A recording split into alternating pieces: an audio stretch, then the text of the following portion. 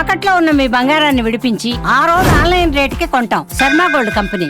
Delimitation కు కేంద్రం సై అంటున్న వేళ దక్షిణాది రాజకీయ పార్టీలు నై అంటున్నాయి. డీలిమిటేషన్ కు వ్యతిరేకంగా అంతా ఒకటవుతున్నారు. చెన్నైలో అఖిలపక్ష సమావేశానికి పలు రాష్ట్రాల సీఎంలు, కీలక నేతలు హాజరైన వేళ ప్రధాని మోదీకి ఏపీ మాజీ సీఎం జగన్మోహన్ రెడ్డి లేఖ రాశారు.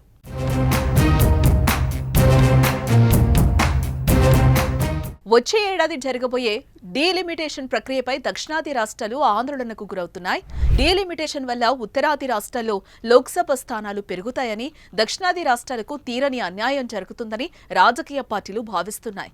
డీలిమిటేషన్ జరిగితే దక్షిణాదిని పట్టించుకోరనే అభిప్రాయాన్ని వ్యక్తం చేస్తూ దానికి వ్యతిరేకంగా పోరాటానికి సిద్ధమవుతున్నారు. డీలిమిటేషన్ కు వ్యతిరేకంగా బలంగా గొంతు వినిపించేందుకు కలిసి రావాలని దక్షిణాది రాష్ట్రాల పార్టీలను గత కొన్ని రోజులుగా డీఎంకే ఆహ్వానిస్తోంది. ఈ మేరకు తమిళనాడు సీఎం స్టాలిన్ అధ్యక్షతన అఖిలపక్ష సమావేశాన్ని ఏర్పాటు చేశారు.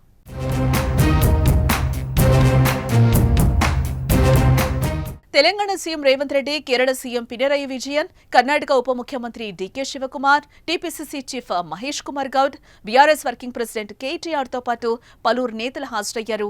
ప్రస్తుత జనాభా ప్రకారం లోక్సభ నియోజకవర్గాల పునర్విభజన జరగకూడదని, దానిని అందరూ వ్యతిరేకించాలని సమావేశంలో చర్చించారు.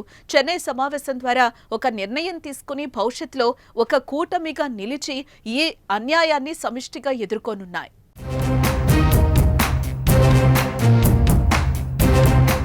అయితే ఈ సమావేశానికి ఏపీ నుంచి వైసీపీ దూరంగా ఉంది.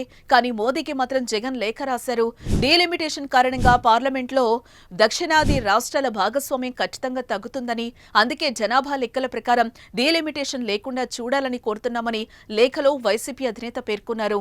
పార్లమెంట్లో తీసుకునే నిర్ణయాల్లో అన్ని రాష్ట్రాలకు సమాన భాగస్వామ్యం కల్పించేలా ఉండాలని, దక్షిణాది రాష్ట్రాల ఎంపీ సీట్లు తగ్గకుండా చూడాలని కోరారు. ఏ రాష్ట్రానికి ప్రాతినిధ్యం తగ్గకుండా డీలిమిటేషన్ కసరత్తు జరగాలని కేంద్రానికి విజ్ఞప్తి చేశారు. మరోవైపు డీఎంకేకు ఈ లేఖ సారాంశాన్ని జగన్ ఆదేశాల మేరకు వైవి సుబ్బారెడ్డి పంపించారు.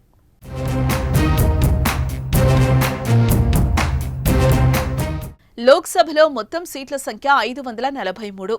ఇందులో దక్షిణాది రాష్ట్రాల వాటా 129, అంటే 24%. తెలంగాణలో 17, ఏపీ 25, కేరళలో 20, తమిళనాడు 39, కర్ణాటక 28 స్థానాలున్నాయి. డీలిమిటేషన్ తర్వాత మొత్తం లోక్సభ సీట్ల సంఖ్య 753కు పెరుగుతుంది. దక్షిణాది రాష్ట్రాల వాటా ఇప్పుడున్న 24 నుంచి 19% పడిపోతుంది. డీలిమిటేషన్ తర్వాత తెలంగాణ 20, ఏపీ 28, తమిళనాడు 41, కర్ణాటక 36 వరకు సీట్లు పెరుగుతాయి.